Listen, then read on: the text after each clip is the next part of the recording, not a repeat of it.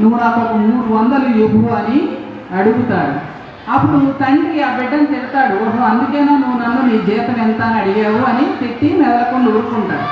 కానీ పడుకునే సమయానికి మళ్ళీ తండ్రి ఆలోచిస్తాడు, అయ్యో నా బిడ్డ ఏదో అవసరంలో ఉన్నట్టున్నాడు, అందుకనే నన్ను డబ్బులు అడిగాడని చెప్పి వెళ్ళి బిడ్డను లేపి తను అడిగినటువంటి 300 తీసి ఇస్తాడు.